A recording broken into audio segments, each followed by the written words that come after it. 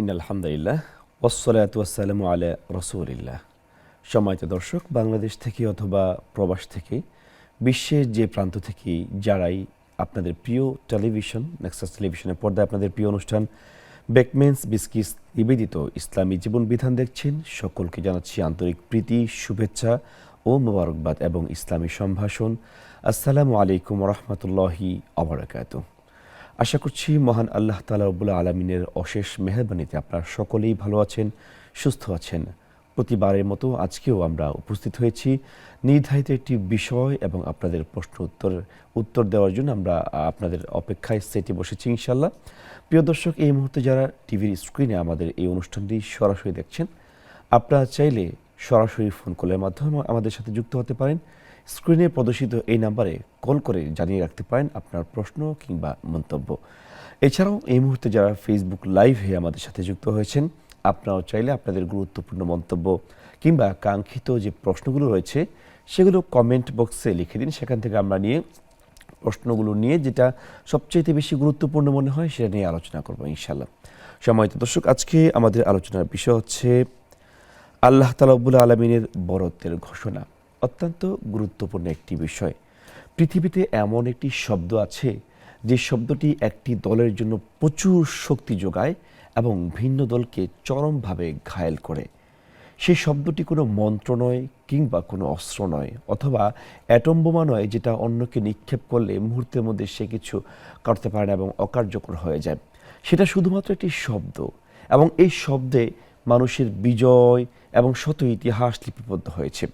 আমরা বদর, উহুদ, খন্দক যেখানেই এই ইতিহাস পড়েছি, মুসলমানদের যুদ্ধের ইতিহাস, সেখানেই এই শব্দটি উল্লেখ করা হয়েছে। এবং এমন একটি শব্দ যে শব্দটি উল্লেখ করার সাথে সাথে বিপক্ষে যারা রয়েছে, শত্রু যারা রয়েছে, তাদেরকে অস্ত্র দিয়ে ঘায়েল করার পূর্বেই তারা অলরেডি আতঙ্কিত হয়ে যায়।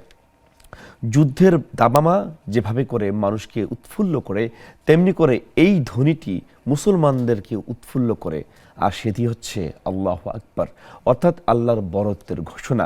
এই ইতিহাস আমরা জানবো ইনশাল্লাহ, কিভাবে আল্লাহর বরত্বের ঘোষণাটা দিতে হয় বা এটার প্রভাবটা সমাজে কিভাবে পড়ে। তার আগে আমরা একটা প্রশ্ন নিয়ে নিচ্ছি, আমাদের সাথে একজন দর্শক যুক্ত হয়েছেন। তার প্রশ্নটি আমরা নেওয়ার পর আমরা বাকি কথায় আলোচনা করবো ইনশাল্লাহ। আসসালামু আলাইকুম রহমতুল্লাহি আবরাকাতুহ। ওয়ালাইকুম সালাম রহমতুল্লাহ। হুজুর নরসিংদী কাদের বলছি। জি বলুন। হুজুর, আমার প্রশ্ন হলো, গতকালকে একটা জানাজা পড়ছে, আমার আত্মীয়, উনি আর্মি পার্সন এবং মুক্তিযোদ্ধা। আপনার কথাটা একটু স্পষ্ট বলেন, অস্পষ্ট আসতেছে তো। উনি একজন আর্মি পার্সন এবং মুক্তিযোদ্ধা, বুঝতে পারছেন? জি জি জি। তো আমিও ঠিক ওইরকম ওনার জানাজায় আর্মি থেকে আসতে গার্ড অফ অনার দেওয়ার জন্য এবং পুলিশ থেকে আসতে গার্ড অফ অনার দিচ্ছে। জি বিজল বাজিয়েছে। জি। এবং এটা ইসলামের বিধানে কি আছে? আমিও তো আচ্ছা মারা গেলে জি জি, বুঝতে পেরেছি বুঝতে পেরেছি। না, আপনার প্রশ্নটি বুঝতে পেরেছি ইনশাল্লাহ। আমাদের সাথে থাকুন, উত্তর পেয়ে যাবেন। ধন্যবাদ। দর্শক, আমরা বলছিলাম আল্লাহর বরত্বের কথা, যে আল্লাহর বরত্বের ঘোষণা কেমন একটি শক্তি তৈরি করে মুসলমানদের মাঝে এবং এটা কতটা গুরুত্বপূর্ণ, এবং এই বরত্বের ঘোষণা দিলে বিপক্ষ দল কেন ভীত সন্ত্রস্ত হয়ে যায়, এই বিষয়ে আমরা বিস্তারিত জানবো। আজকে আমাদের স্টেজে আমন্ত্রিত হয়েছেন আপনাদের অত্যন্ত পরিচিত ব্যক্তিত্ব, খতিব বাইতুস সালাহ জামি মসজিদ। আমাদের আজকে অতিথি হচ্ছে মাওলানা মুস্তাফিজুর রহমান। আসসালামু আলাইকুম রহমতুল্লাহি ওয়া বারাকাতুহু। ওয়ালাইকুম আসসালাম ওয়া রাহমাতুল্লাহি ওয়া বারাকাতুহু। শাইখ, আপনি কেমন আছেন? জি আলহামদুলিল্লাহ, আল্লাহ রাব্বুল আলামিনের রহমতে অনেক ভালো আছি। আপনি কেমন আছেন? আলহামদুলিল্লাহ, আল্লাহ তাআলা আমাকে ভালো রেখেছেন। আমরা আপনাকে আসলে পেয়ে ধন্য হয়েছি যে আপনি চমৎকারভাবে প্রত্যেকবারই বারংবার আলোচনা করে থাকেন বিভিন্ন বিষয়ের উপরে। আজকেও আমরা আপনার কাছ থেকে শুনবো যে আসলে আল্লাহর বরত্বের যে ঘোষণা, এই বরত্বের ঘোষণার ক্ষেত্রে যে মুমিনরা ঘোষণা যখন দেয়, তখন বিপক্ষ দল বা যারা আল্লাহর নামকে সহ্য করতে পারে না, তাদের মধ্যে এত আতঙ্কিত অবস্থা তৈরি হয় কেন? এটার মধ্যে আসলে কি ক্যারিজমাটিক রয়েছে আমরা একটু জানতে চাই। আলহামদুলিল্লাহ ওয়াসসালাতু ওয়াসসালামু আলা রাসূলিল্লাহ ওয়া আলা আলিহি ওয়া আসহাবিহি ওয়া মান ওয়ালা, আম্মা বা'দ।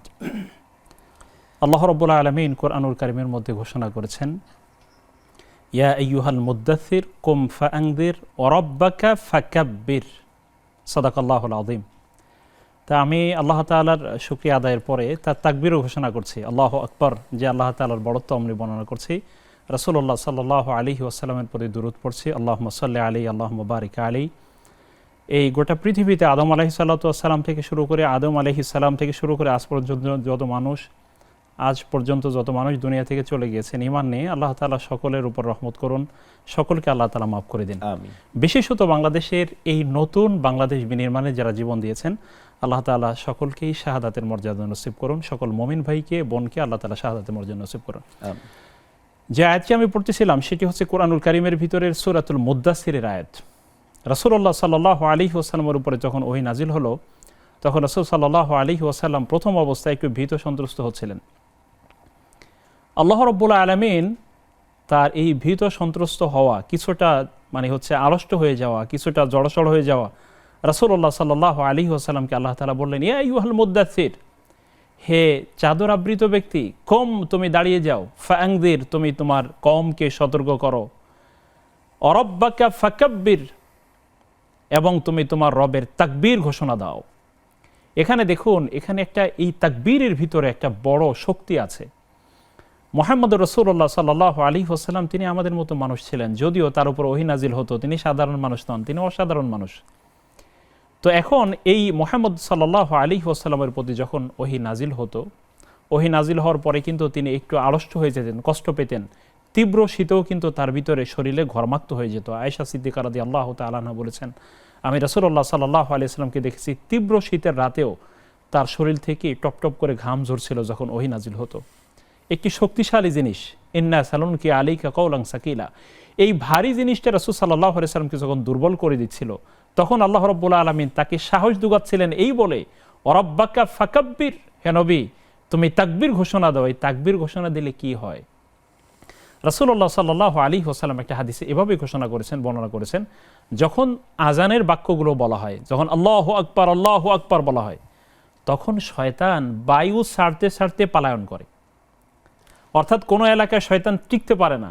এই কারণে দেখবেন যখন বিকট আওয়াজে কোথাও বলা হয় আল্লাহু আকবার, এটি বলবার সাথে সাথেই ওর আশপাশে মানুষ শয়তান এবং জিন শয়তান, যেহেতু শয়তান দুই শ্রেণীর আছে, মিনাল জিন্নাতি ওয়ান নাস, মানুষের মধ্যেও শয়তান আছে, জিনের মধ্যেও শয়তান আছে। এই মানুষ শয়তান এবং জিন শয়তান উভয় শয়তানই প্রচন্ড রকমের ভীত সন্ত্রস্ত হয়ে এলাকা থেকে পলায়ন করে। যে এলাকা থেকে চমৎকার শুনছিলাম, একটা প্রশ্নের উপর আপনার নিকট আবার ফিরছি ইনশাআল্লাহ। আসসালামু আলাইকুম ওয়া রাহমাতুল্লাহি ওয়া বারাকাতুহু। ওয়ালাইকুম আসসালাম। হুজুর, আমি হারুন বলছি। জি হুজুর, আমি বলছিলাম যে অনেক মানুষ আছে এখন যাকাতের টাকা দিচ্ছে না। ওরা বলে কি, যখন 1 বছর পূর্ণ হবে তখন আমি দেব, যখন 1 বছর পূর্ণ হবে তখন তো গরমকাল এসে যাবে।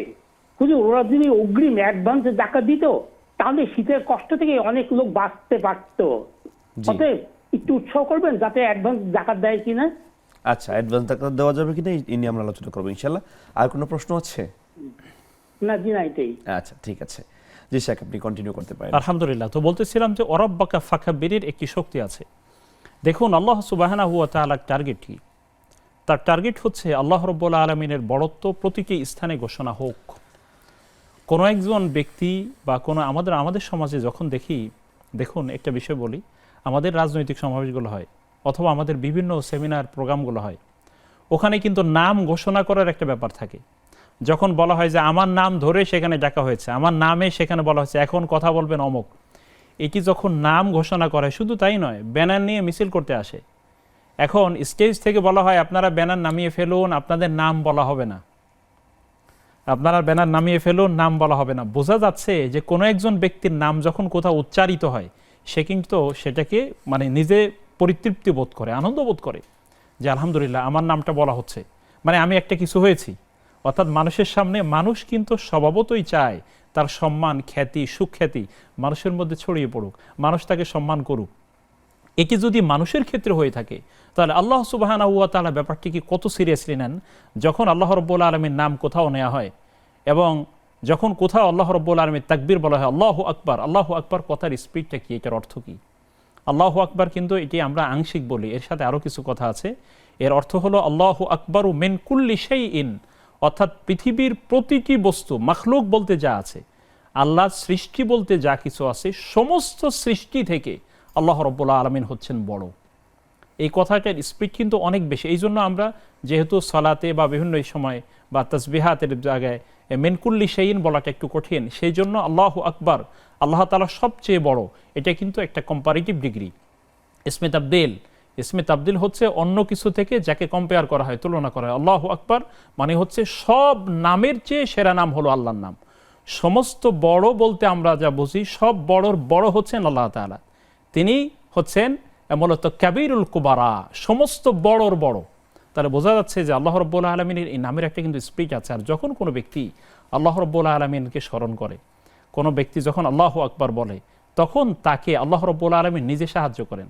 সে আমার তাকবীর বলছে, যখন আমার নাম, আমার শ্রেষ্ঠত্ব যখন বর্ণনা করে, তখন কিন্তু আল্লাহ রাব্বুল আলামিন তিনি কিন্তু এটা নিয়ে নিজের ফেরেশতাদেরকে নিয়ে কিন্তু কি করেন, তিনি নিজের ফেরেশতাদের সাথে নিয়ে অহংকার করেন যে দেখো আমার বান্দারা আমার নাম স্মরণ করছে, আমার বান্দারা আমার তাকবীর ঘোষণা করছে, আমার বড়ত্ব বর্ণনা করছে, এবং তিনি কিন্তু এটি ফেরেশতাদের সাথে আলোচনা করেন।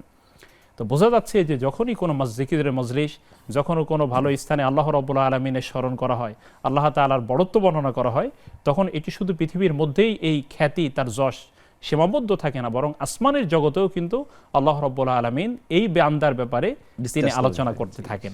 সুবহানাল্লাহি ওয়া বিহামদিহি। চমৎকার কথা বলছিলেন শেখ।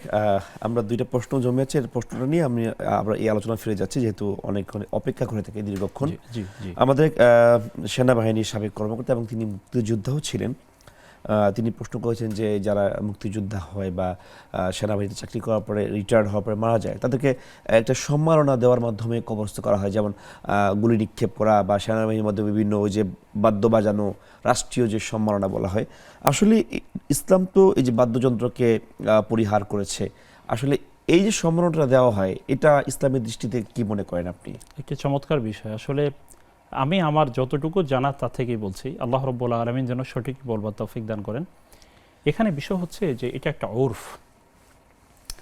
তো ওরফ মানে হচ্ছে কোনো সমাজের একটা প্রচলিত রীতি বা কালচার বা পদ্ধতি, রীতি পদ্ধতি, রেওয়াজ, রুসুম, অনেক কথা, অনেক শব্দে এটাকে ডিফাইন করা যায়, অনেক শব্দে এটাকে প্রকাশ করা যায়।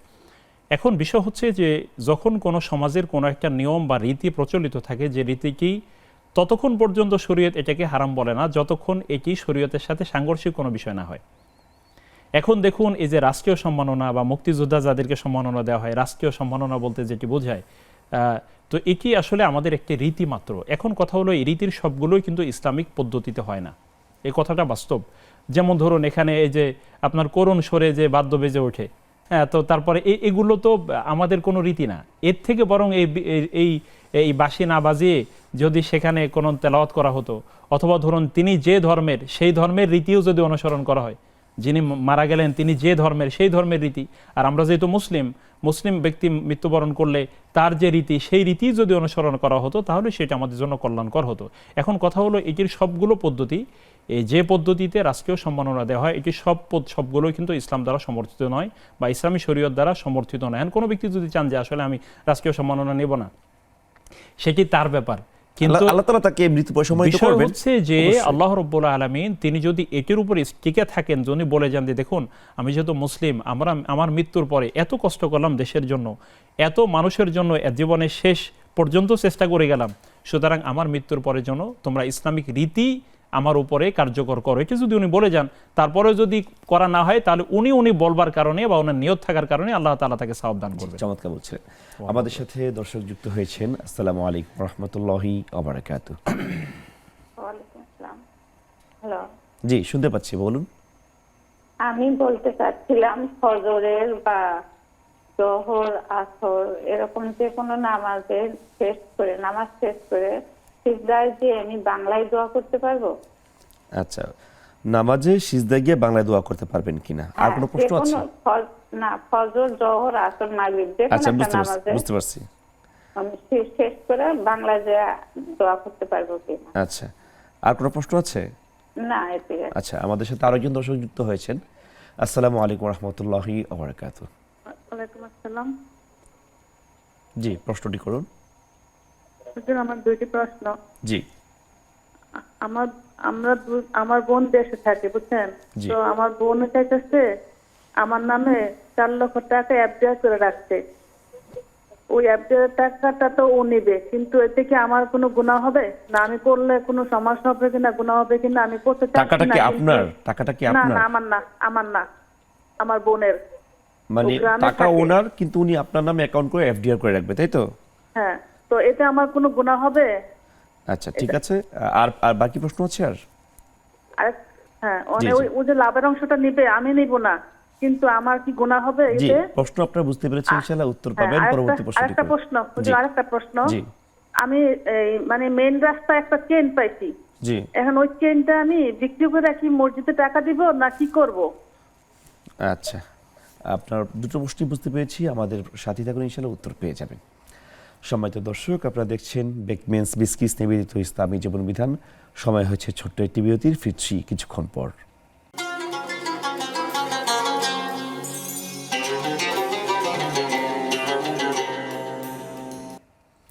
আসসালামু আলাইকুম রহমতুল্লাহি ওয়া বারাকাতুহু। সম্মানিত দর্শক, আবারও স্বাগত জানাচ্ছি নেক্সাস টেলিভিশনের পর্দায় বেকমেন্স বিস্কিস নিবেদিত ইসলামী জীবন বিধান অনুষ্ঠানে। আমরা আলোচনা করছিলাম আপনাদের প্রশ্নগুলো নিয়ে, এই পর্যায়ে আমরা সেগুলোই ধারাবাহিকতা রক্ষা করছি ইনশাল্লাহ। আমাদের দ্বিতীয় আরেকজন প্রশ্ন করেছিলেন শেখ, তিনি বাস্তবমুখী একটা পদক্ষেপ নিয়ে সেটা প্রশ্ন করেছেন যে অনেক মানুষ নিয়ত করে যে রমজানে জাকাত দিবে অথবা বছর শেষে জাকাত দিবে, কিন্তু এই যে এখন শীতে মানুষ কষ্ট করছে, তারা যদি জাকাতে টাকাতে গরিবকে দিতে পারে তাহলে সে শীতের বস্ত্র কিংবা অন্যান্য সরঞ্জাম কিনে এটা হয়তো তারা ব্যবহার করতে পারত। ওনার প্রশ্ন হচ্ছে যে মানুষ অ্যাডভান্স জাকাত দিতে পারে কিনা।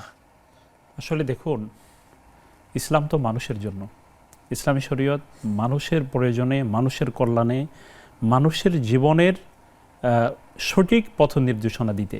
এটা তো একটা অ্যাপ্লিকেবল ধর্ম, একটা বাস্তবমুখী ধর্ম, তাদবিকি ধর্ম।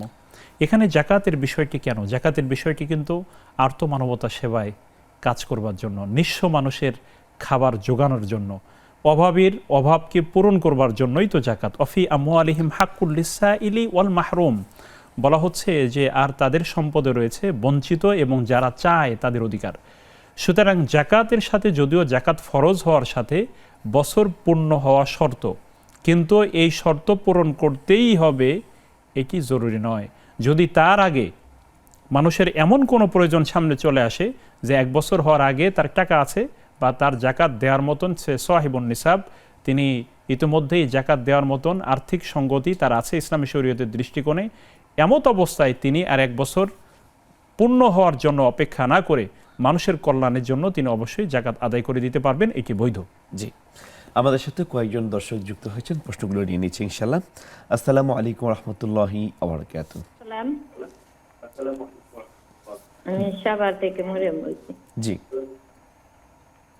আমরা যে মনে করেন এই যে ডেক উঠে, রোজা থেকে যদি ডেক উঠে, অনেক সময় এটা ফেলানো যায় না, আবার ঠিকই বিদা হইয়া যায়, জি। তখন কি ওই রোজাটা হবে ঠিক আচ্ছা। নিয়ে যে নাক পরিষ্কারের সময়ও বা মুখের কাশিও এরকম অনেক সময় বাহিরে ফালান যায় না, কিন্তু ঠিকই ভিতরে চলে যেতে পারে, গিলা যায়, বুঝতে এই পেরেছি। অবস্থায় কি রোজা হবে?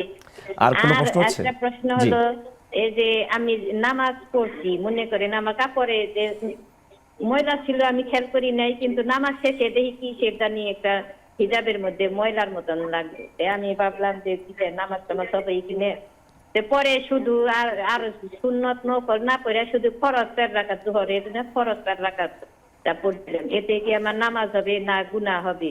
আচ্ছা, আরেকটা প্রশ্ন হলো, এই যে আমরা যে জাকাত দেই, জাকাতের নিঃস্বার হলে তো জাকাত দিতে হয়, কিন্তু তারও ডবল সম্পদ যদি থাকে তাহলে কি এমনি সাধারণ সদকা বা দান খয়রাত না করলে গুনাহ হবে, না শুধু ওই জাকাতটা দিলেই হবে? আচ্ছা, আচ্ছা। আর কোনো প্রশ্ন আছে? আজকে আর নাই। আচ্ছা, আমাদের সাথে আরো দর্শক যুক্ত হয়েছেন। আসসালামু আলাইকুম রহমতুল্লাহি ওয়া বারাকাতুহু। দর্শক শুনতে পাচ্ছেন? ওয়ালাইকুম আসসালাম। আসসালামু আলাইকুম। ওয়ালাইকুম আসসালাম রহমতুল্লাহ। হুজুর, আমার একটা প্রশ্ন, যে আমি সোমবার এবং বৃহস্পতিবার নবী করিম সাল্লাল্লাহু আলাইহি সাল্লামের যে জন্ম এবং মৃত্যু দিন, এই দিনে কি স্বামী স্ত্রী মেলামেশা করা যাবে রাতে? আচ্ছা, এটা কি ইসলাম আমাদের কি বলে? আচ্ছা। আর কোনো প্রশ্ন আছে? না হুজুর, আর কোনো না। আচ্ছা, আমাদের সাথে আরেকজন দর্শক যুক্ত হয়েছেন। আসসালামু আলাইকুম রহমতুল্লাহি ওয়া বারাকাতুহু। ওয়ালাইকুম আসসালাম ওয়া রাহমাতুল্লাহ। জি বোন, প্রশ্নটি করুন। হুজুর, আমরা তো জানি যে নারীদের 4টি কাজ করলেই জান্নাত। তো আমি সবগুলা যথাযথ করার চেষ্টা করি। তো আগে আমি আমার হাজবেন্ড মাঝে মাঝে এমন সব কথা বলতো, তো উত্তর দিয়ে ফেলতাম। জি তো পরক্ষণে মনে হইতো যে আমার 4টা কাজের একটা যদি ব্যাহত হয় তাহলে তো আল্লাহর কাছে জবাবদিহিতা করতে হবে। তো এখন আমি উত্তর দেই না। আমার বেশি খারাপ লাগলে আমি সামন থেকে সরে অন্য জায়গায় চলে যাই। জি এটা কি আমার ঠিক আছে?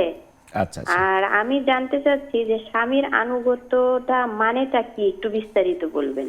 আচ্ছা আচ্ছা ঠিক আছে, আপনার প্রশ্ন বুঝতে পেরেছি। আমাদের সাথে আরো একজন দর্শক যুক্ত হয়েছেন। আসসালামু আলাইকুম রহমতুল্লাহি ওয়া বারাকাতুহু। হ্যালো, জি আসসালামু আলাইকুম রহমতুল্লাহ। ওয়ালাইকুম আসসালাম ওয়া রাহমাতুল্লাহি ওয়া বারাকাতুহু। এটা ইসলামী জীবন বিধান না? জি জি জি আপনার প্রশ্নটি করতে পারেন। হ্যাঁ, আমি প্রশ্ন করব। জি, হ্যাঁ, বলুন বলুন। আমি একজন আমার বাবা মা ঠিক মতো নামাজ পড়তে চায় না। জি তা আমি যদি এই ব্যাপারে বাবা মাকে কিছু বলি, মন খারাপ করে। জি তো এটা কি আমার বলাটা ঠিক হবে কিনা? আর আচ্ছা আমার বাবা মা মেয়েদেরকে ভালো মতো প্রাধান্য দেয় না, তার ছেলে সবকিছু। এগুলা ব্যাপারে যদি আমরা আর বোনেরা কিছু আলোচনা করি, এতে কি গুণা হবে কিনা? মানে ছেলেকেই সবকিছু মনে করে, তাই তো? হ্যাঁ হ্যাঁ, ছেলেকে আচ্ছা। সবকিছু প্রিয় বোন, মনে আপনার করে। প্রশ্ন আমাদের- বুঝতে পেরেছি। আমাদের সাথে থাকুন, ইনশাআল্লাহ উত্তর পেয়ে যাবেন। আমাদের সাথে আরেকজন দর্শক যুক্ত হয়েছেন। আসসালামু আলাইকুম রহমতুল্লাহি ওয়া বারাকাতুহু। আসসালামু আলাইকুম রহমতুল্লাহি ওয়া বারাকাতুহু। হ্যাঁ, ওয়ালাইকুম সালাম রাহমাতুল্লাহি ওয়া বারাকাতুহু। হ্যাঁ ভাইয়া, আমি উত্তরা থেকে বলছি, হামিদা। জি বলুন, প্রশ্নটি করুন। হ্যাঁ, আমার মেয়ে হচ্ছে 7 বছর। তো আমি শুনছি মুরুবের মুখের থেকে যে বাচ্চাদের একটা পর্যন্ত রোজা রাখতে হয়। আমি তো রোজা আসছে, তা আমার মেয়ে রোজাটি কিভাবে রাখবো? এই যে কটা রাখবো? মেয়ের বয়স কত? 7 বছর। আচ্ছা আচ্ছা 7। জি বুঝতে পেরেছি। আর কোনো প্রশ্ন আছে? হ্যাঁ, না ভাইয়া, আমার একটা আচ্ছা, বয়স নেই। আমাদের সাথে থাকুন, উত্তর পেয়ে যাবেন। আমাদের সাথে আরেকজন দর্শক যুক্ত হয়েছেন। আসসালামু আলাইকুম রহমতুল্লাহি ওয়া বারাকাতুহু। আসসালামু আলাইকুম। প্রিয় দর্শক, শুনতে পাচ্ছেন? আসসালামু আলাইকুম। ওয়ালাইকুম আসসালাম রহমতুল্লাহ। আসসালামু আলাইকুম হুজুর। জি শুনতে পাচ্ছি, হুজুর, বলুন। ওয়ালাইকুম আসসালাম হুজুর। শুনতে পাই হুজুর? হুজুর, আমার প্রশ্ন হলো হুজুর, ওই যে আমরা তাহাজ্জুদ যে পড়ি, ওই যে আঙ্গুল উঠাইতে হয়, জি। আঙ্গুলটা কতটুকু উঠাইতে হয় বা কতক্ষণ উঠাইয়া রাখতে হয়? আচ্ছা, আচ্ছা, আর ঠিক না আছে। উঠাইলে কি ওসব নামাজ হইব নাকি? না? আর আচ্ছা, যে আচ্ছা। আপনারা যে বলেন সেজদার সময় দোয়া করতে হয় বা রুকুতে দোয়া, আমরা যদি খালি সেজদার তো রুকু তো আদায় করি, বাকি দোয়া যদি না পড়ি, জি। আমাদেরকে সেজদা রুকু ভুল হইব নাকি? জি আপনার প্রশ্ন বুঝতে পেরেছি। ইনশাআল্লাহ আমাদের সাথে থাকুন, উত্তর পেয়ে যাবেন। সবাই তো দর্শক, আপনারা দেখছেন বেকমেন্স বিস্কিস নিবেদিত ইসলামী জীবন বিধান। সময় হচ্ছে ছোট্ট একটি বিরতির, ফিরছি কিছুক্ষণ পর।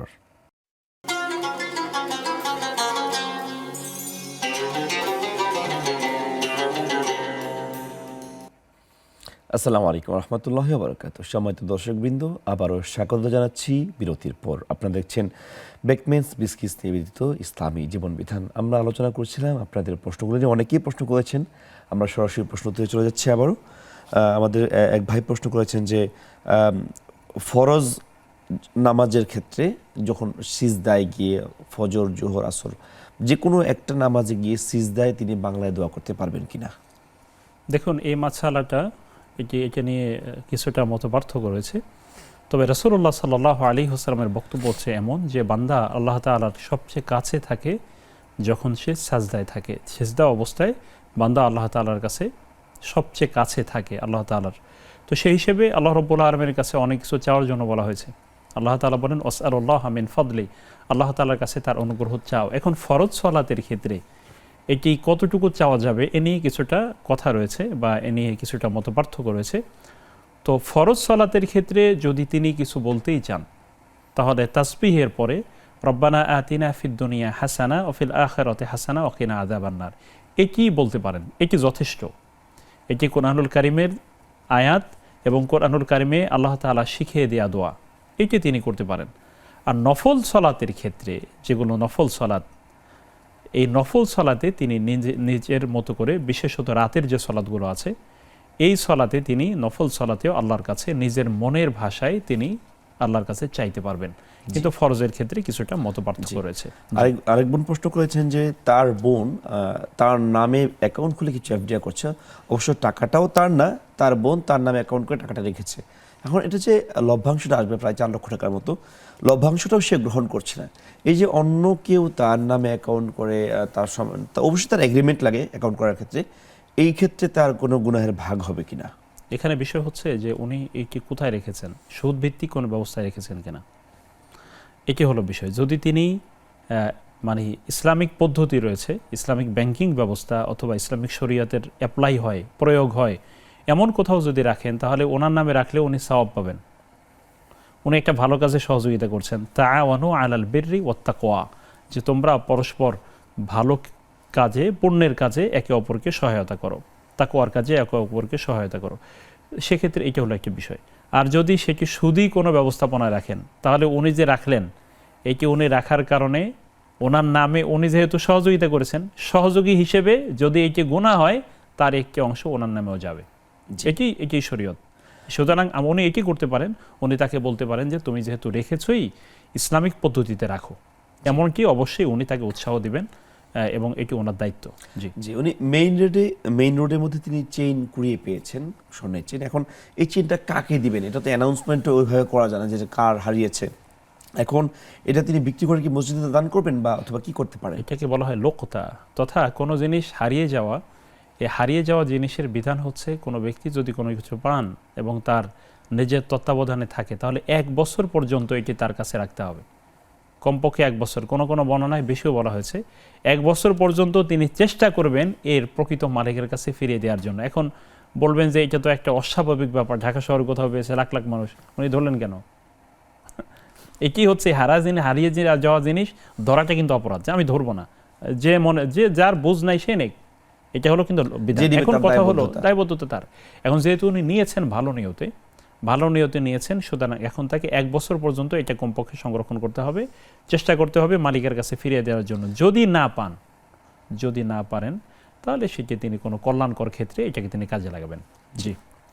রোজা রাখার পরে অনেক সময় আমাদের ঢেকুর ওঠে অথবা অনেক সময় বমি বমি ভাব হয়, যেটা বের হয় না কিন্তু ভিতরে থেকে যায় বলে মনে হয়, এমন কিছু হলে রোজা ভাঙবে কিনা? আচ্ছা, আগের কথার সাথে একটু সংযুক্তি আছে। ভালো কাজ বলতে হচ্ছে যে তিনি এটি দান সদাকা করে দিতে পারেন বা কাউকে তিনি ভালো কাজে এটি কাজে লাগাতে পারেন। আচ্ছা, যাই হোক, রোজা রাখলে আমাদের শরীরের ভিতরে যে বিষয়গুলো আছে, যেমন ধরুন কাশ, থুথু, হ্যাঁ, তারপরে নাকের বা ঠান্ডাজনিত কারণে সর্দি, এটি তো আসলে একটা স্বাভাবিক ব্যাপার। আমরা যদি বারবার শুধু থুতু ফেলতে থাকি, তাহলে তো গলা শুকিয়ে আসবে, বরং এটা আমাদের অনেক সময় শ্বাস প্রশ্বাস নেওয়ার ক্ষেত্রে সমস্যা তৈরি হবে। এটি যদি অনিচ্ছাকৃত হয়, উঠে আবার চলে গেছে, ঢেকুর উঠে আবার চলে গিয়েছে, আবার ধরুন এমন অবস্থা হয়েছে যে কাশ এসে আবার ভিতরে চলে গিয়েছে, ফেলাও যাচ্ছে না, এতে রোজার ইনশাআল্লাহ তাআলা কোনো সমস্যা হবে না, তার রোজা হয়ে যাবে। জি। নামাজ আদায় করার পরে তিনি বুঝতে পারলেন হিজাবের মধ্যে কিছু ময়লা লেগে আছে, এমত অবস্থায় তিনি সন্দেহান হলেন যেটা নাপাক। এরপরে তিনি এটা পরিষ্কার করে শুধুমাত্র ফরজ সালাতটা আদায় করলেন, বাকিটা করলেন না, এক্ষেত্রে তার গুনাহ হবে কিনা? সলাতের ক্ষেত্রে পোশাক পবিত্র হয় একটি গুরুত্বপূর্ণ একটি বিষয়। এখন যদি নাজাসাতে গালিজা হয় তথা প্রকাশ্য নাপাকি হয়, হ্যাঁ, যেমন মানুষের পায়খানা প্রস্রাব বা এরকম, তো এই সমস্ত ক্ষেত্রে সাধারণত পয়সা পরিমাণ, যেমন ধরেন একটা কয়েন বা হাতের তালুর ছোট এতটুকু জায়গা পরিমাণ যদি কাপড়ের কোথাও লেগে থাকে, ওই অবস্থায় সলাত আদায় করা বৈধ হবে, যদি সেটা দুর্গন্ধ ছড়িয়ে না যায়। আর যদি ব্যাপারটি তার চেয়ে বড় আকারে ছড়িয়ে পড়ে, তাহলে সেটি ধুয়ে নিয়ে পরিষ্কার করে তারপরে হচ্ছে সলাত আদায় করতে হবে। এটি হলো দাবি, এটি সলাতের দাবি বা এটি সলাতের গুরুত্বপূর্ণ শর্ত। তো উনি যেটি করেছেন সেটি হচ্ছে সলাত আদায় করেছেন, পরে শুধু ফরজটি আদায় করে নিয়েছেন পবিত্র হয়ে, কোনো অসুবিধা নেই। তিনি মূলত আমাদের জবাবদিহিতা ফরজ নিয়ে, আর সুন্নাহ এবং নফলগুলো শুধু ঘাটতি পূরণ করবে মাত্র। জি। আর একটা বিষয় হচ্ছে খোলা মাঠে জুমারা আদায় করার পরে নামাজ পড়া অবস্থায় উপর থেকে পাখির মলত্যাগ গায়ে পড়েছে, খুবই বেশি পরিমাণে না, সেক্ষেত্রে কি নামাজটা না, উনি নামাজটা তিনি সেক্ষেত্রে চালিয়ে যাবেন। উনি নামাজকে চালিয়ে যাবেন এবং নামাজ যথাসম্ভব শেষ করবেন। পরবর্তীতে তার অবস্থা বুঝে সিদ্ধান্ত নেবেন যে আসলে পাখির মল, এতে কোনো অসুবিধা নেই, তার সালাত হয়ে যাবে। জি। যার উপর জাকাত ফরজ হয়েছে তিনি যদি বছরে একবার জাকাত দেন, এটা দিলেই কি তার মোটামুটি দান করার অপশন শেষ, নাকি পরবর্তীতে করতে পারবে বা না করলে সমস্যা হবে কিনা? জাকাত তো হলো একটা ম্যান্ডেটরি ব্যাপার, এটি ট্যাক্স নয়, এটি কিন্তু জাকাত কিন্তু ট্যাক্স বা আয়কর নয়, বা এটি কোনো ভ্যাটেরও কোনো বিষয় না। এটি হচ্ছে যে আল্লাহ রাব্বুল আলামিনের বাধ্য করে দিয়ে একটি ব্যাপার, এটা ম্যান্ডেটরি, এটা প্রত্যেক মুসলিম যিনি মুসলিম পরিচয় দেন তাকে এটি আদায় করতে হবে, এটি লাগবেই। বাকি যেগুলো আছে ইনফাক ফি সাবিলিল্লাহ বলতে যেটা আমরা বুঝি আল্লাহর পথে খরচ করা, তিনি বলেছেন অমিম্মা রাযাকনাহুম ইনফিকুন, আমি তাদেরকে যা দিয়েছি তার থেকে তারা খরচ করে। তিনি বলেছেন আনফিকু মিম্মা রাযাকনাকুম, তোমরা খরচ করো যা থেকে আমি তোমাদেরকে রিজিক দিয়েছি তা থেকে তোমরা খরচ করো। তো এই আয়াতগুলো কোথায় যাবে? সুতরাং বোঝা যাচ্ছে শুধু জাকাত দিলেই কোনো একজন ব্যক্তির দায়িত্ব শেষ হয়ে যায় না, বরং আর্ত মানবতার সেবায়, মানুষের কল্যাণে, মানবতার কল্যাণে অর্থ সম্পদ নিয়মিতই ব্যয়ের উপরে তাকে থাকতে হবে, এটি মুমিনের বৈশিষ্ট্য। জি জি। আরেক বোন প্রশ্ন করেছেন, সোমবার এবং বৃহস্পতিবার এই দুইটি বিশেষ দিনে স্বামী স্ত্রী মেলামেশা করতে পারবে কিনা? রাসূলুল্লাহ সাল্লাল্লাহু আলাইহি ওয়াসাল্লামকে প্রশ্ন করা হয়েছিল, আপনি সোমবারে রোজা রাখেন কেন? তিনি বলেছিলেন, এই দিন আমি জন্মগ্রহণ করেছি। সুতরাং সোমবারে রোজা রাখা সুন্নাহ, বৃহস্পতিবারেও রোজা রাখা সুন্নাহ, কারণ এই দুই দিনে, এই সপ্তাহের দুই দিনে আল্লাহ রাব্বুল আলামিনের কাছে আমলগুলো পৌঁছানো হয়, এটি মূলত কারণ। ওই যে উনি যে বললেন রাসূলের জন্মদিবস আর মৃত্যু দিবস, ব্যাপারটা এরকম না। ব্যাপারটি হচ্ছে যে এই দুই দিনে আল্লাহ রাব্বুল আলামিনের কাছে আমলগুলোকে পৌঁছানো হয়। রাসূল সাল্লাল্লাহু আলাইহি ওয়াসাল্লাম বলেছিলেন যে আমি চাই আমার আমলগুলো রোজা অবস্থায় আল্লাহর কাছে পৌঁছে যাক। সুতরাং এই দিনে তিনি রোজা রাখবেন, রোজা রাখা অবস্থায় তিনি তো যে বিধিনিষেধগুলো আছে সেটি তিনি পালন করবেন, কিন্তু এই দুই দিনকে কেন্দ্র করে স্বামী স্ত্রী সম্পর্ক করা যাবে না বা এরকম কিছু, এটি শরীয়তে এরকম কোনো নির্দেশনা নেই, অবশ্যই করা যাবে। জি জি। স্বামীর অনেক কথা স্ত্রীর গায়ে কাটার মতো লাগে বা তির্যক মন্তব্য করে স্ত্রীকে নিয়ে, আগে তিনি স্বামীর সাথে কথায় কথা জবাব দিতেন, কিন্তু পরবর্তীতে পরিলক্ষণ করলেন যে আল্লাহ রসুল তো আমাদেরকে এটা সাজেস্ট করেন নাই, এই জন্য স্বামীর কথা শুনে তিনি এখন জবাব দেন না, চুপ করে অন্যদিকে চলে যান। এক্ষেত্রে কোনো সমস্যা হবে? বিষয় হচ্ছে রাসূলুল্লাহ সাল্লাল্লাহু আলাইহি ওয়াসাল্লাম বলেছেন যে কোনো নারী যদি 5টি কাজ করে, সালাত খামসাহা, 5 ওয়াক্ত সালাত পড়ে, সামাত শাহরাহা, রমজান মাসে রোজা রাখে, ও আতাআত বালাহা, স্বামীর যদি সে আনুগত্য করে, ও হাফিজাত ফুরুজাহা, এবং তিনি যদি তার লজ্জাস্থান তথা সতীত্বের হেফাজত করেন, পর্দায় থাকেন, তাহলে এখানে পুরস্কার রাসূল সাল্লাল্লাহু আলাইহি ওয়াসাল্লাম বলেছেন তিনি জান্নাতে যে দরজা দিয়ে চান সে দরজা দিয়ে প্রবেশ করতে পারবেন, আও কামা ক্বালা আলাইহিস সালাতু ওয়াসসালাম। এখন বিষয় হচ্ছে যে এখানে স্বামীর কথা শুনতে হবে, উনি সম্ভবত এইটাও সংযুক্ত করেছেন যে কতটুকু শুনতে হবে, আনুগত্য বলতে কি বোঝায়? স্বামীর আনুগত্য হলো তিনি শরীয়ত নির্দেশিত যে এমন কোনো বিষয় যদি তিনি বলেন যেটা শরীয়তে কোনো মানে হলো নিষেধাজ্ঞা নেই, এমন কাজের ক্ষেত্রে তার কথা মেনে নেয়। এটা সবার ক্ষেত্রেই প্রযোজ্য, শুধু স্বামী নয়। কোনো ব্যক্তি যদি কাউকে অন্যায় কাজের কথা বলে তাহলে তার কথা মানা যাবে না, কারণ লা তাআতা লিমাখলুকিন ফি মাসিয়াতিল খালিক, স্রষ্টার আনুগত্য বাদ দিয়ে সৃষ্টির কোনো আনুগত্য চলে না।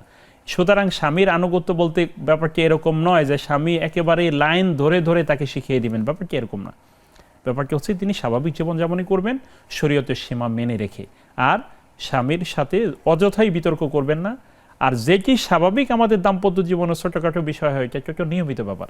এখন স্বামী অন্যায় কথা বলেছেন আমাকে, এই জন্য স্ত্রী চুপ করে থাকবেন, কোনো কথাই বলবেন না, এমনটি হওয়া উচিত নয়। বরং যদি তিনি মন্দ কথা বলেন তাকে বলা উচিত যে এভাবে মন্দ কথা ইসলামে বলা নিষেধ, এতটুকু তাকে বলতে হবে। এটি তো মানে উনি যা বলবেন চুপ করে তাই শুনতে থাকবে, উনি গালাগালি করতেছেন অশ্রাব্য ভাষায় আর আমি চুপ করে শুনে পাশের রুমে চলে যাব, এটি ইসলাম না।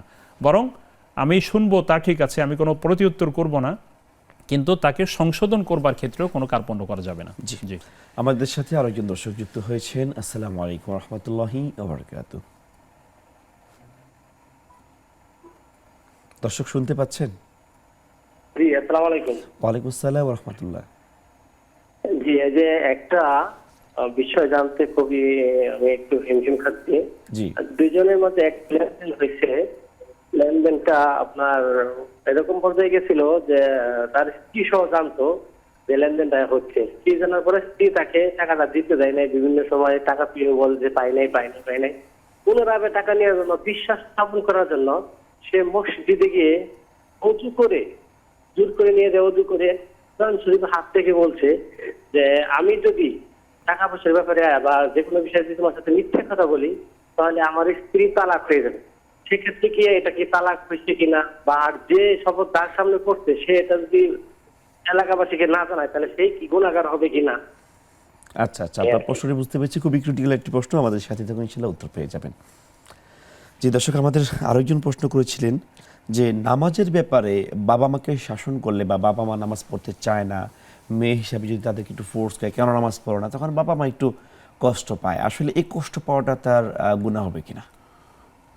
অনেক চমৎকার। আমরা দোয়া করছি এই বোনের জন্য, যে বোন বাবা মাকে এতটুকু সতর্ক করেন। আল্লাহ তাআলা ওনার উপর রহম করুন এবং আল্লাহ তাআলা ওনার দুনিয়া আখিরাতে কল্যাণ দান করুন, বরকত দান করুন। এই দোয়া করছি এই বোনের জন্য। এখন কথা হলো শুধু পিতামাতা নয়, যে কোনো ব্যক্তির জন্যই যদি আমরা সৎ কাজের আদেশ, অন্যায় কাজ থেকে নিষেধ করি, ভালো কাজের জন্য পরামর্শ দেই, অন্যায় কাজ থেকে তাকে নিষেধ করি, এমত অবস্থায় তিনি যদি মাইন্ড করেন, রাগ হন, তাহলে তাতে আমার কিছু আসে যায় না। যদি আমি সঠিকভাবে তাকে বলি, সঠিকভাবে মানে এমনভাবে না যে তার মান সম্মান ক্ষুণ্ণ হয়, যেভাবে বললে, বুঝিয়ে বললে তিনি আমার কথাটা শুনবেন, এটা হচ্ছে দাওয়াতের পরিভাষা। আমি তো আদেশ করতে পারবো তখনই যখন আমি একটা অবস্থানে থাকব। সুতরাং সেই অবস্থায় যাওয়ার আগ পর্যন্ত নাসিহা বা পরামর্শ, এটি আল্লাহ রসুল সাল্লাল্লাহু আলাইহি ওয়াসাল্লাম বলেছেন, লিল্লাহি ওয়ালি রসুলিহি ওয়ালি কিতাবিহি ওয়ালি আইম্মাতিল মুসলিমিন ওয়ালি আম্মাতিহিম। সুতরাং বোঝা যাচ্ছে সকল স্তরে নাসিহাতটা কার্যকর থাকবে। তো সুতরাং বাবা মা যদি সঠিক কথা বলবার কারণে তারা যদি মাইন্ড করেন, মন খারাপ করেন, এতে কোনো কিছু আসে যায় না। ইনশাআল্লাহ তাআলা উনি বলবার কারণে উনি সওয়াব পেয়ে যাবেন, আর এই কষ্টের কোনো প্রভাব তার জীবনে ইনশাআল্লাহ পড়বে না, কারণ তিনি আল্লাহর জন্য কাজটা করছেন। জি। সম্মানিত দর্শক, আপনারা দেখছেন বেকমেন্স বিস্কিটস নিবেদিত ইসলামী জীবন বিধান। আমরা যাচ্ছি ছোট্ট একটি বিরতিতে, ফিরছি কিছুক্ষণ পর।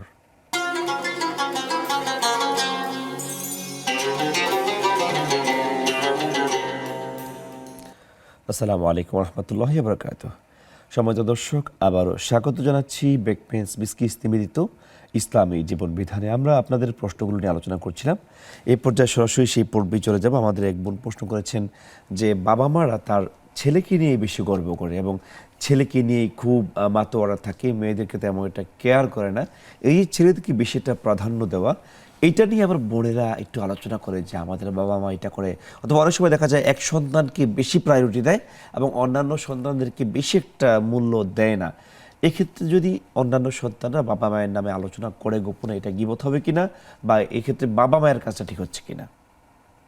আলহামদুলিল্লাহ। আসলে বিষয় হচ্ছে যে আল্লাহ রাব্বুল আলামিন হচ্ছেন ন্যায় বিচারক।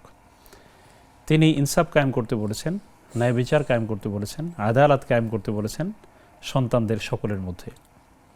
এক্ষেত্রে সন্তান, ছেলে সন্তান যেমন তার প্রাপ্য তিনি পাওয়ার যোগ্য, ঠিক একইভাবে মেয়েও সন্তানও কিন্তু তার প্রাপ্য পাওয়ার যোগ্য। এখানে কাউকেই ছোট করার সুযোগ নেই। মেয়ে হওয়ার কারণে তাকে যেমন ছোট করা যাবে না, আবার ছেলে হওয়ার কারণে ছেলেকেও ছোট করা যাবে না। উভয়ের অধিকারের বিষয়ে কিন্তু লক্ষ্য রাখতে হবে। আর নচেত কাল কিয়ামতের ময়দানে এই বাবা মা আল্লাহ রাব্বুল আলামিনের কাছে অপরাধী সাব্যস্ত হবেন ইনসাফ না করতে পারার কারণে বা না করবার কারণে। হক নষ্ট করেছেন, হকের ইবাদত নষ্ট করেছেন, সন্তানদের অধিকার নষ্ট করেছেন। এখন কথা হলো, বোনেরা যে আলোচনা করেন, এই আলোচনাটা যদি এই মর্মে হয় যে কিভাবে ওনাদেরকে এই অন্যায় থেকে বাঁচানো যায়, যে আসলে ওনারা যে এভাবে ছেলেদেরকে প্রাধান্য দিচ্ছে, আমাদেরকে প্রাধান্য যে দিচ্ছে না, অথবা আমাদের প্রতি যে একটু বেইনসাফি করছে, এই থেকে কিভাবে ওনাদেরকে বাঁচানো যায়, এই মর্মে পরিকল্পনা করার জন্য যতবার মিটিং করুক সবই বৈধ।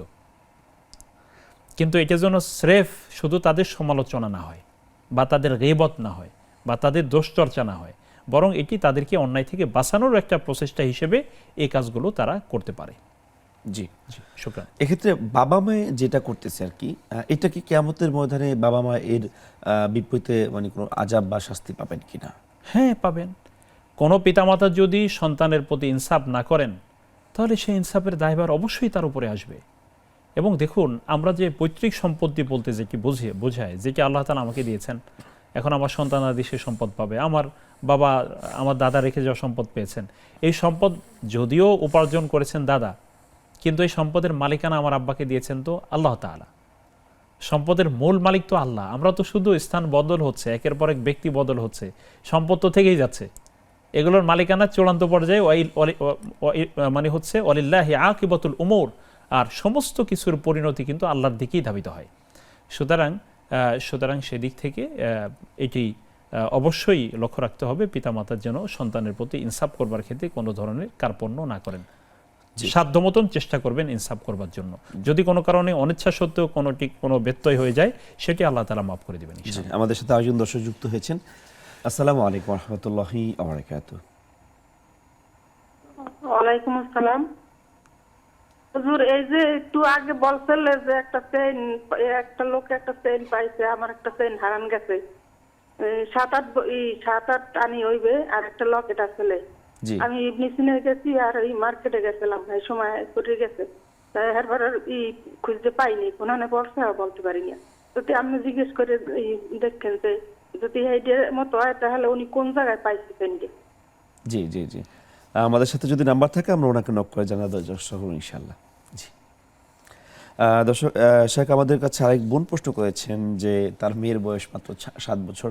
তো গ্রামের মুরব্বীরা যারা ছোটবেলায় রোজা রাখার জন্য খুবই আবেগ আপ্লুত হতো, তাদেরকে ভাঙতি রোজা বা বিভিন্ন নামে রোজার আরেকটা সংজ্ঞা তারা দাঁড় করাতো, যে তুমি যদি দুপুরে একটা খাও, রাতে একটা খাও, বিকালে একটা খাও, তাহলে একদিন তোমার 2টা রোজা হচ্ছে, আমাদের রোজা হবে 30, তোমাদের হবে 60। এই যে উৎসাহ দেওয়ার জন্য অর্ধ রোজা রাখার কথা বলতো, এখন প্রিয় বোন বলতেছে আসলে এটা কি আসলেই সত্য নাকি এটার ভিত্তি কি?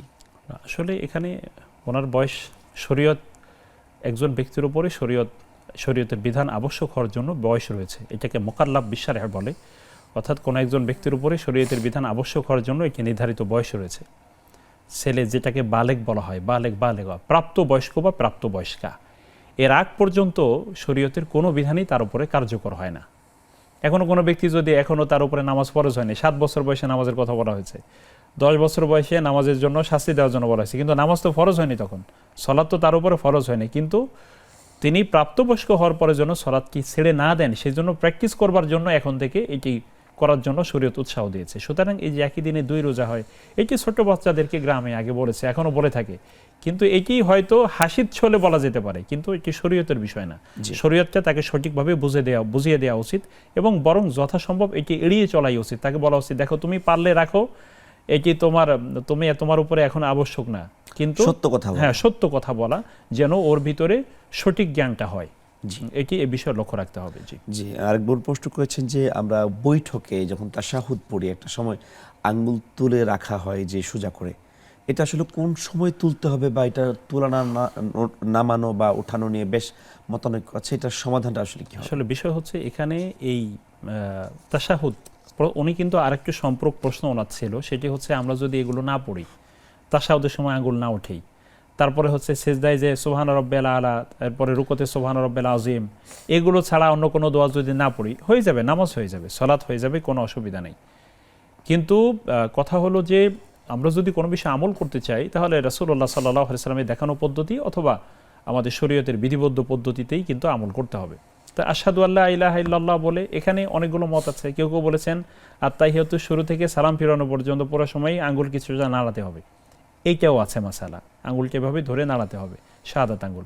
আবার কেউ কেউ বলেছেন যে না, আরেকটি মত আছে, আশহাদু আল্লাহ বলে ওঠাতে হবে, আশহাদু আল্লা ইলাহা ইল্লাল্লাহ বলে আবার নামে ফেলতে হবে। তো এই কিও রয়েছে। সুতরাং এখানে নিয়মগুলো মানে বেশ কয়েকটি নিয়মই এখানে রয়েছে। আমি বলবো উনি কাছের কোনো আলেম থেকে আরো বিস্তারিত করে জেনে নেবেন, যেহেতু এখানে বেশ কয়েকটি পদ্ধতি রয়েছে। আর এমনকি যদি নাও করেন, সলাতের কোনো অসুবিধা হবে না, নামাজের ফরজ সুন্নতের না, এটি কোনো, এটা শাখা মাসালা, এটি কোনো অসুবিধা নেই, এটি করতে হবে, এটি ফরজ না, এটি রাসূল সাল্লাল্লাহু আলাইহি ওয়াসাল্লামের একটি সুন্নাহ, কেউ যদি নাও মানে বা তাতে সলাতের কোনো অসুবিধা হবে না ইনশাআল্লাহ। জি আমাদের সর্বশেষ একটি প্রশ্ন, এক ভাই প্রশ্ন করেছেন, 3টা প্রশ্ন, একটা প্রশ্নের মধ্যে 3 ধরনের মাসআলা চলে আসছে। ঘটনাটা হচ্ছে উনি একটা লেনদেনের কথা বলেছেন, এমন একটা লেনদেন যে লেনদেন স্ত্রীও জানে। এখন বাসা থেকে স্ত্রী তাকে ওই লেনদেনে নিষেধ করছে বা টাকা দিচ্ছে না, দিতে নিষেধ করছে। এমন অবস্থায় যিনি টাকা পাবেন অথবা যার সাথে লেনদেন, তাকে মসজিদে নিয়ে কোরআনের উপর হাত রেখে কসম করালেন যে আমি আসলে টাকা পয়সা নিয়ে তোমার সাথে কোনো মিথ্যা কথা বলি না, যদি আমি মিথ্যা কথা বলে থাকি তাহলে আমার স্ত্রী তালাক হয়ে গেছে। এখানে লক্ষ্যের বিষয় হচ্ছে, প্রথমত তিনি কোরআনটাকে ছুঁয়ে কসম করলেন, এটা আসলে বৈধ কিনা। দ্বিতীয়ত তিনি যেহেতু আসলেই মিথ্যা কথা বলছেন, তার মানে কসমটা মিথ্যা করলেন। তৃতীয়ত মসজিদে গিয়ে করলেন। চতুর্থত স্ত্রীর তালাকের কথা বলেন। এখন তালাকের শব্দ উচ্চারণ ছাড়া শুধুমাত্র ঘোষণা দেওয়ার মাধ্যমে তালাক হবে কিনা, এবং আরও একটা বিষয় হচ্ছে যার সাথে এটা প্রকাশ করেছেন, যাকে এটা বলেছেন, তিনি জনগণকে জানাবেন কি জানাবেন না, নাকি সত্যটা গোপন রাখবেন। যদি গোপন থাকে তাহলে যদি আসলে তালাক হয়ে যায় তাহলে তো তার গুনাহ হবে। আর যদি তালাক হয়ে যায় আর প্রকাশ যদি করেন, পরে যদি বলে তুমি আমার ওয়াদা খেলাপ করছো, আমার কথা তুমি প্রকাশ করে দিয়েছো, আসলে এখানে অনেকগুলো বিষয়, সমাধানটা কি হবে? এতগুলো বিষয়ে খুব অল্প কথায় বলা সম্ভব না। আমি প্রথমে বলবো যে এই ভাই প্রথমে তিনি মারাত্মক কতগুলো ভুল করেছেন। আমরা প্রথম একদম হচ্ছে খুবই সংক্ষিপ্ত সময় একদম পাবো। একবারে আমি টোটাল বিস্তারিত বলবো না। প্রথমে উনি ভুল যেগুলো করেছেন সেগুলো বলছি। সেটা হচ্ছে কসম মসজিদের মধ্যে উনি করেছেন, এরপর কোরআন হাতে নিয়ে কসম করেছেন। এগুলোর কোনো কিছুই আসলে শরীয়তের কোনো ভিত্তি নেই, এগুলো সে আল্লাহর নামে কসম হবে। এরপরে হচ্ছে উনি যে প্রসঙ্গ এটি করেছেন, এটি এভাবে করাটা মোটেই এটি বাঞ্ছনীয় না। এখন স্ত্রী পরিত্যাগ হওয়ার ব্যাপার বা কোন পর্যায়ে স্ত্রী পরিত্যাগ হবে সেখানে কিন্তু কতগুলো শর্ত এটার সাথে জড়িত, এটা অল্প কথায় বলা সম্ভব না। আমি এই ভাইকে বলবো আপনি নিকটস্থ কোনো ভালো আলেম থেকে বিস্তারিত আকারে আপনি জেনে নেবেন। এটি এভাবে বললে অনেক সময় সাধারণ মুসলিমগণের মধ্যে বিভ্রান্তি সৃষ্টি হওয়ার সম্ভাবনা রয়েছে। জি শেখ, অনেক অনেক ধন্যবাদ আমাদেরকে সময় দেওয়ার জন্য। অনেক অনেক মোবারকবাদ, বারাকাল্লাহু ফিক। সময়ত দর্শক, আপনারা দেখছেন বেকমেন্স বিস্কিটস ইসলামী জীবন বিধান। আমরা অনুষ্ঠানটি চমৎকারভাবে আপনাদেরকে উপহার দেওয়ার চেষ্টা করেছি, আশা করছি উপকৃত হচ্ছেন। এবং শেষ পর্যায়ে আমরা শুধু এটুকু বলতে চাই, আল্লাহ তাআলা রব্বুল আলামিনের বরত্ব আমরা সবসময় ঘোষণা করবো, এটা আমাদের ইমানের দাবি। এই দাবিকে এবং এই আহ্বানকে সামনে রেখে আজকে অনুষ্ঠান শেষ করতে যাচ্ছি। আল্লাহ তাআলা রব্বুল আলামিন সকলকে ভালো রাখুক, সুস্থ রাখুক। আসসালামু আলাইকুম ওয়া রাহমাতুল্লাহি ওয়া বারাকাতুহু।